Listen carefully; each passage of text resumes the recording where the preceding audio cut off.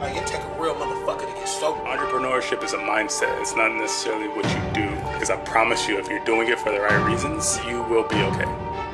What do we know about trauma scientifically? It changes the chemistry in the brain. We can relate to one another, you know. That's why this camaraderie is so awesome, because we just get it and we don't judge.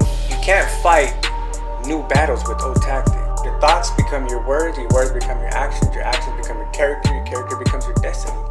What do you want to be remembered by when you're gone? What's Grounded, fam? It's your boy Johnny Gio. Thank you guys for tuning in to the Grounded Phoenix podcast. As always, the purpose of this channel is to express vulnerability and expand awareness to addiction, trauma, and mental health. Joining me today is my good friend Lauren. What's Grounded, Lauren? Hey, how are you? I'm doing good, man. I am stoked to talk about this topic we're going to get into.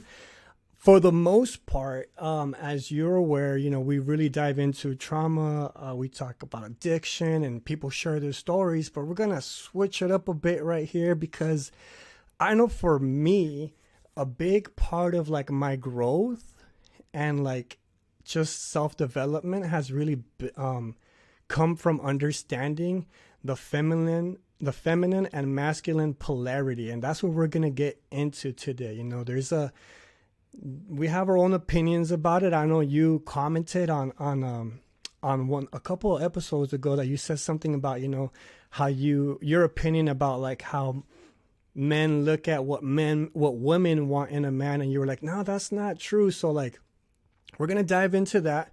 But first, you know, I think it would be super dope if you kind of just introduce yourself, give us a little bit of backstory about who you are, you know, maybe what you do, what you have to overcome so far, and then we could really dive deep into this subject that I'm really looking forward to talking about. Okay, yeah. Great subject. So, my name's Lauren. I have a lot to my story. Addiction is definitely part of it. But I wouldn't say addiction is my story. I know a lot of people do base their story around their addiction and their sobriety. I feel like mine is more of a story of traumas and adversities and overcoming them. I've faced things like abusive relationships, homelessness, addiction, stuff like that. So I definitely have overcome a lot in my life. I'm actually, you know, starting to open up life coaching. So I'm actually going to start doing that in December. So we're gonna see how that takes off. And I do have, you know, an Instagram page that I'm trying to grow and just kind of help people with the tools that I've learned, and particularly on my journey, on my healing journey in particular. So, yeah. I think that's dope. And I know you're a mother as well, right? Yes, I am a mother of 3. Yeah, 3 kids. That's dope. So how has it been for you in your life, experiences so far, being a parent and like all these things you've had to overcome? Like how have you grown and how challenging was that, you know, to be a mother? Do you think that being a mother kind of like catapulted you to like take more responsibility, and was that like a big motivator for you, or is it just like, you know, I have kids and I just do what I do? Gosh, that's a whole podcast in itself. But I definitely think it's been a strong motivator. I don't think I would be as far as I've gotten in my life if it wasn't for my kids and becoming a mother. I definitely, when left to my own devices, will just self-sabotage all day long. So having 3 little humans depend on me definitely helps. It's been a struggle, you know, being human and dealing with your own issues and still having to take care of, you know, children. That's definitely a struggle for sure. But I would say at the end of the day, they're my source of strength. So. Right on, definitely. As a lot of people might know, I'm a father as well, so my kids are definitely, you know, a source of strength for me. So yeah, thank you for sharing that. Now, I want to ask you this. I really want to know, why you decided to pick this subject and why you really want to talk about feminine and masculine polarity to you. And what does it mean to you? What is the feminine energy and what is the masculine energy? Just to get us started. So the reason why I love this subject so much is, one, I think it is the basis for personal growth and evolving as a human. And two, the reason I want to talk about it so much on a platform such as this is because I think this is key information to raising the vibration in general for the collective, for everyone, for whoever is here watching, for whoever is embarking on some type of like recovery journey, healing journey, self-improvement journey, whatever the case may be. I definitely think that these are key elements that will help you reach your goal. How so? How will understanding, the feminine and masculine energy help you, let's say, in your recovery journey, or help you deal with like past traumas with toxic relationships? Like, how is that and why is it important? Because understanding the way you react and why you react and the certain energies behind it. For example, I'm just going to throw an example and stop me because I will go off on a tangent and I know this is timed. So just example, I'll throw a perfect example out there for me. I'm a very, very independent person. It's a trauma response. I've had to only depend on myself for most of my life. So it's also, a good thing, right? Like being able to survive on your own and to provide for yourself and be able to hustle to just have that, self-sufficiency, right? And to be honest, it's actually very highly praised in our community nowadays. Mm-hmm. But what they don't tell you is that it can also be very toxic, because healthy relationships are built on interdependence, not independence. So when you bring, like, for example, and I'll just, share my personal experience, I actually had this, relationship that kind of dissolved because I would not let the masculine lead, because I was the leader, because I was too much in my, I can do it on my own, I don't need you type of energy, because I've always been that way. So that's definitely where you kind of get these energies, and when they're not in balance, they become toxic. Whether, it's feminine energy or masculine energy, whenever they're not in balance, they just create a very toxic situation, or not very toxic, but it can become very toxic, and no relationship can thrive that way, because there's just such an imbalance, and someone is always going to be unfulfilled. So I think it's very important, because when you're talking about certain traumas and things like that, the traumas are what create these unbalanced energies. And then when you stay stuck in them, you're going to see them reflect throughout your life. So where my independence in the career field may be a strength, in an intimate relationship, it's a weakness. So it's really important to understand these energies and where to apply them and where to balance them out. Nice. I agree with that. Very well said. Look at you. But I just want to start out by saying that, everything that we're talking about is just based on our own beliefs, our own personal experiences.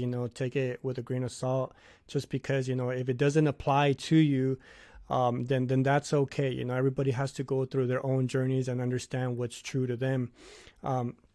But what is feminine energy and what is masculine energy? Because is feminine energy cooking and cleaning and doing all that stuff, and is masculine energy, hitting the weights and making a shitload of money? Like, what is it exactly? Because I feel like people kind of get it twisted. You know, when they say embrace your feminine energy, it's not like you need to cook, clean, and watch the kids. Like to me, being, you know, embracing your feminine energy is it's embracing, you know, a nourishing energy, you know, healing type of energy, to be there to support, right? To be supportive, and not necessarily, you know, like take the back seat, but, you know, to be there and like I said, to nourish. And masculine, in my opinion, would be to take the role as like a leader and provide a sense of security, of like, you know, like, I got this, and just say, hey, no matter what, like, I just want you to know that you can count on me, even if I don't know the answers right now. I just need you to have my back. And just having that sense of like confidence, you know, not necessarily like toxic masculinity, what people would like to say as like machismo and stuff like that. You know, I think true masculinity derives from like being confident and providing a sense of security. So what is it to you, in your opinion? Yeah, so you nailed it in regards to my opinion. So first of all, those are not energies, those are tasks, like cooking and cleaning. Those are actually life skills. So I think everyone should be doing those. But yeah, no, you nailed it. So feminine energy, in my opinion, is like you said, the nurturer, it's also all about vulnerability and emotions. Your feminine energy is best expressed when it's in the flow of things and not suppressed. So it's all about, you know, like I said, your emotions and that nurturing. And the idea behind feminine energy is to cultivate love. And masculine energy is, like you said, security, making sure that safe space, that protective energy is there, which then allows the feminine energy to flourish because it feels safe. So when they work together, you just create this ultimate safe space for vulnerability and for emotions to flourish. And that's pretty much, you know, how the balance works, I guess you can say. You know, for the most part, that masculine energy is true. Masculine energy is not really demonstrated in today's day and age. In my opinion, I think you might have like another opinion, like slightly different than mine. I believe that a lot, because we both men and female carry both feminine and masculine energy. But I think that most recently, from what I've seen, is that men are carrying a lot more feminine energy than masculine energy. And I think there's a couple reasons for that.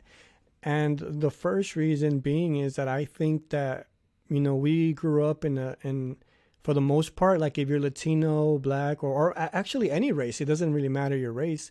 You know, we're growing up in single parent households, which is just our mother.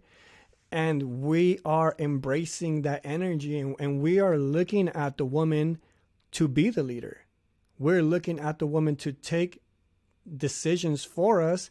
And so, you know, this is probably like a trauma within itself. As we get older as men, we, you know, get involved in relationships, and we don't necessarily know how to take on that masculine role. And I think that's a big reason why a lot of relationships are not flourishing as they should, because we're not working together. There you have like the male or the guy, you know, taking on more feminine energy. And I'm not saying, you know, you can't do that, but, you know, I think the woman, their true nature is to embrace their feminine. But if the male is doing that and then the woman is kind of taking on that more masculine role, it becomes an offset, an off balance right there. So that's my opinion right now. And I really do feel like there is like a pacification of the nation with the dudes. And then look, don't get me wrong, and I say this because like I've been through there. Like that was me. I was in a relation. I grew up in a single parent household, for the most part with my mom, and You know, she's a great mother. She did the best that she could, and she still is. But for the most part, if I didn't read the books that I did, or if I didn't reflect on the relationships that I've been through and why they did not work, it was all because of me. It was all because I did not know how to take on that role and you know, like you said, create a safe space for the woman to embrace her feminine role. What's your take on that? So I agree with that there are a certain collective out there that may be that way.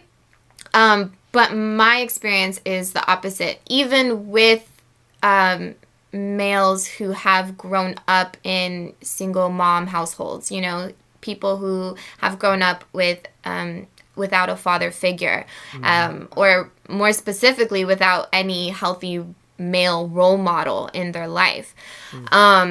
What I see, though, with those scenarios are this overly toxic masculine energy because they never had that healthy role model. So they start to be too much into a masculine energy where they don't want to embrace their own vulnerability. And when you're not open, you don't allow a safe space for any feminine.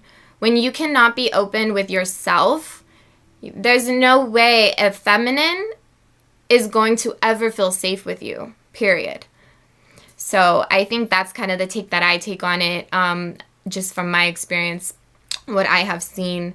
But yeah, I mean, there's definitely the other side, like you said, like where the females kind of start to step into that masculine role, and then there's that offset, right? There's that unbalanced energy.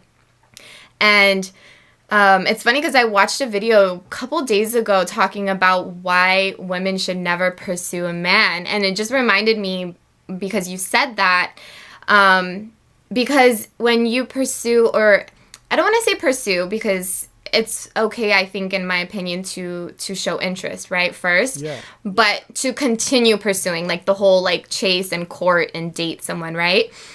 A female should supposedly never do that, because then it sets the tone already for that off balance, because then the masculine in the relationship is like, well, she's doing it, why do I have to? And then they get comfortable, and then later on the feminine's like, well, he never does this and he never does that, and then now they're both unfulfilled. So I think it's the same way, either way you look at it, it's still just an unbalanced energy that needs to be taken care of. All right. So, you're a mom, right? Do you have any boys? You're a single mother? Okay, so how are you raising your boys to, take on that leadership role and embrace their masculine energy? I mean, they might be pretty young. I don't know exactly how old they are, but like, how would you, in this situation, allow them to embrace that, and, to maybe feel like, okay, embrace your vulnerability, but also like, in a sense, you kind of do have to take on this masculine role, and it's okay to take the lead, and it's okay to do things and just say, even if you make a mistake, like be confident in what you're doing. For like, maybe there's mothers out there that are struggling with that, because like you said, there's a lack of a positive male role model out there. And I think it's a bit of both, lack of positive male role models, and also women, trying to be the mother and their father, not because they want to be, but because they kind of have to. Right.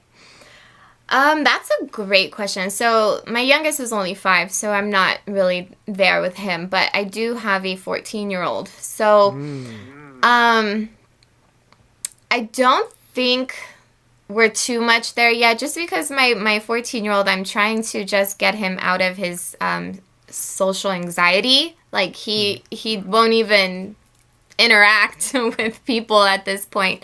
But I definitely do try to incorporate a certain balance of, trying to be open and vulnerable. And, my son, he's faced a lot of trauma as well. I had him when I got pregnant when I was 17. So he was in, my whole story, he's a part of it, right? Most of it. So there's certain things that, I definitely want him to be able to open up about and have that sense of vulnerability.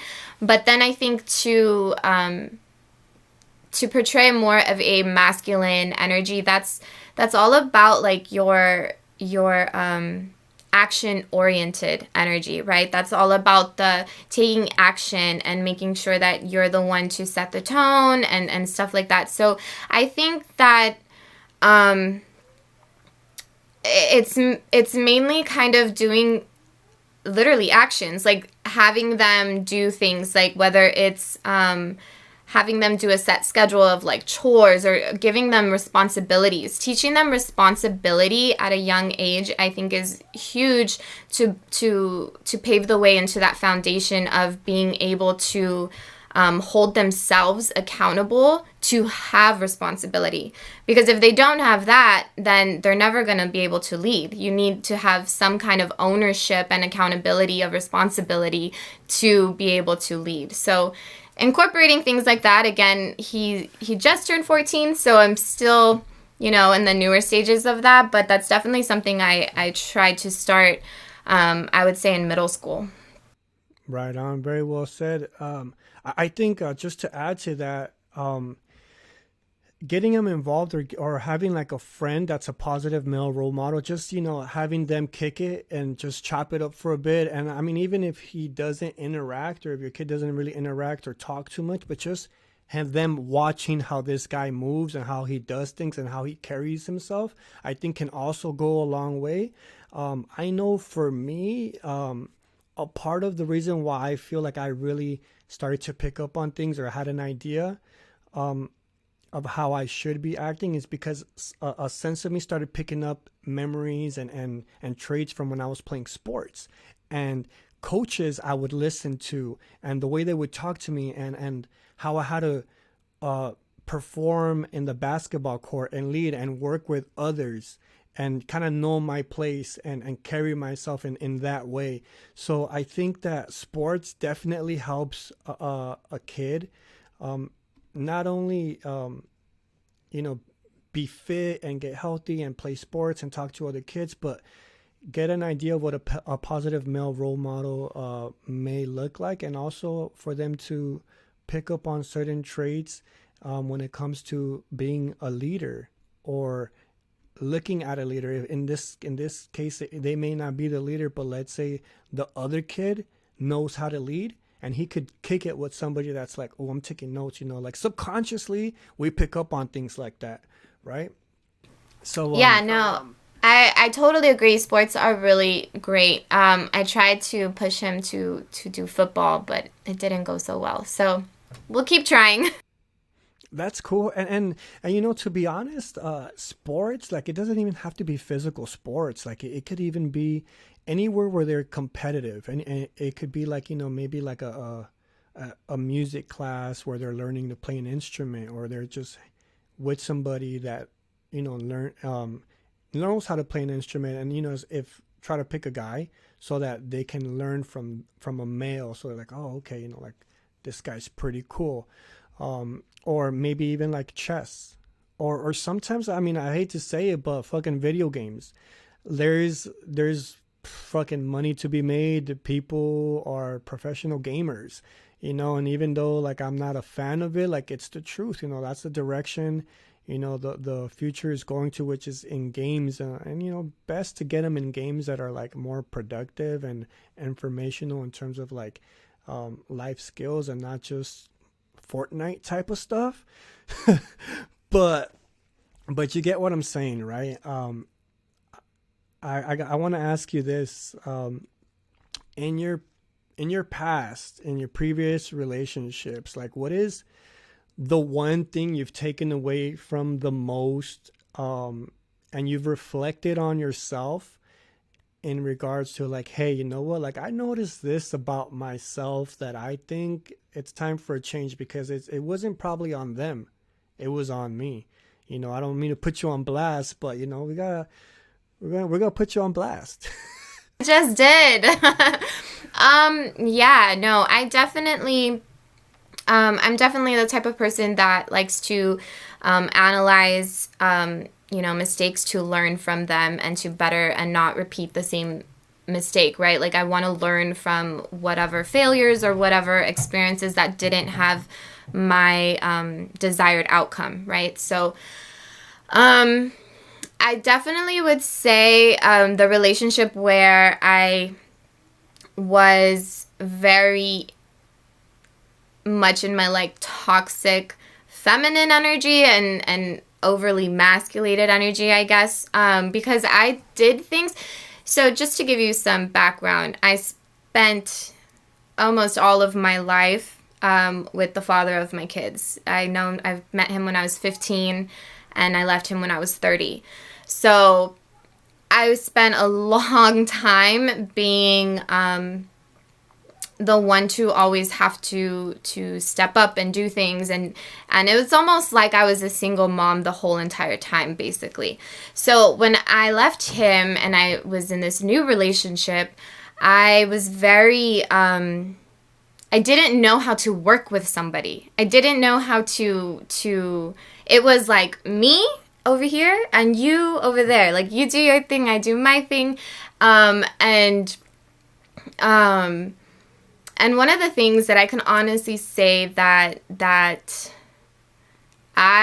you can take full responsibility for is I remember he would do like very nice things for me, like literally like open the car door and I would shut it down. Like, you don't have to do that. Like, that is one of the worst things you can do as a female, because you're now teaching them to not do these things, and then later on you're going to wonder why, like, oh, you know what I mean? Like, it's just a bad thing. So there's a lot of things that I would do like that.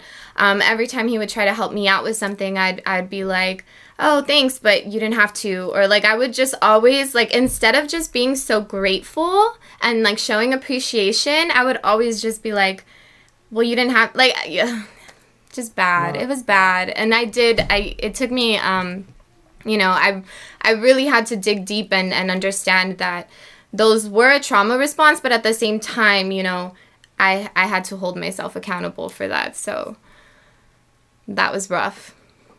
All right. Hopefully you expressing that wasn't that rough. I think you did pretty well. What are some things that helped you realize all of this? Because one thing is, going through the things and experiencing all this stuff, but it's no good if you don't really learn from it and take away what you kind of need to get better at, or if you want a better relationship. And how is it that what were your steps? What would you tell somebody that, hey, this worked for me? Was it reading? Was it talking to other women, journaling? What's something that helped you really reflect on this and say, hey, you know what, like, I play a role in this? Definitely. So, meditation is my life. I definitely meditate a lot. I prioritize that on a daily basis. It just helps with self-awareness and that whole like going within and trying to analyze your part in things. It makes that whole process a lot easier. And then, you said it, like reading up on,